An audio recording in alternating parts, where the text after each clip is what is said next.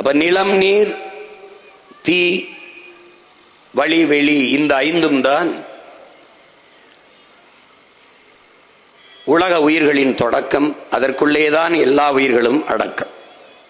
மனிதர்கள் மட்டுமல்ல, இந்த ஐந்து ஆற்றல்கள் இன்றி உலகில் எவ்வுயிரும் இல்லை என்பதை என்னரும் சொந்தங்கள் தெரிந்து கொள்ள வேண்டும்.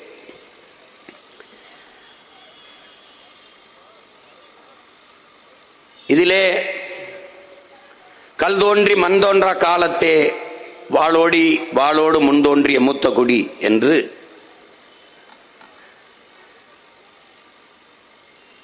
பாடுகிற போது நம்மை தமிழர்கள் வீண் பெருமை பேசுவார்கள். மண் தோன்றவில்லையாம், கல் தோன்றிவிட்டதாம், அதிலே இவர்கள் தோன்றிவிட்டார்களாம் என்று கேலி பேசுவார்கள். கல் தோன்றிவிட்டது, மலை தோன்றிவிட்டது, முதல் நிலம் தோன்றிவிட்டது.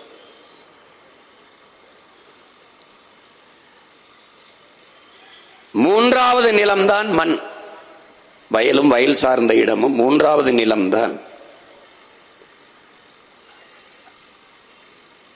அந்த மண் தோன்றுவதற்கு முன்பே மலை தோன்றிவிட்டது. அந்த மலையில் தமிழன் வாழத் தொடங்கிவிட்டான். அதான் ஆதிக்குடி. அங்கு வாழ்ந்தவர்கள் குன்றவர்கள் என்று அழைக்கப்பட்டார்கள். உச்சரிப்பிலே இன் குன்றி குறவர்கள் என்று அழைக்கப்பட்டார்கள். அவன்தான் குறவர் குடிதான் ஆதி தாய்க்குடி மானுட குலத்தி. அந்த குடியில் இருந்துதான் இவ்வளவு குடிகளாக நாம் துளிர்த்து தழைத்து வாழ்ந்து வருகிறோம்.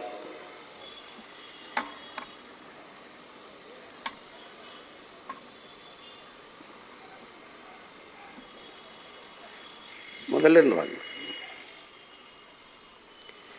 மலைகளின் மாநாடு ஏன், மலைவளமே மண்வளம் என்று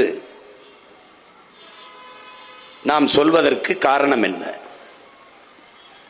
மலைக்கும் மண்வளத்திற்கும் என்ன சம்பந்தம்? மலை இல்லை என்றால் மழை இல்லை. இந்த உயிரியல் அறிவியல் உண்மையை நாம் உணர வேண்டும். இந்த மலைகளை பார்க்கிற போது நமக்கு என்ன தோன்றும்? மலை, இது பூமி தாயின் மார்பு, இதில் பல கோடிக்கணக்கான உயிரினங்களின் வாழ்விடம். மலையிலிருந்துதான் எனக்கு மழை வருகிறது, அறிவு வருகிறது என்றெல்லாம் பார்ப்போம். ஆனால் இன்றைய ஆட்சியாளர்கள் மலை வெட்டினால்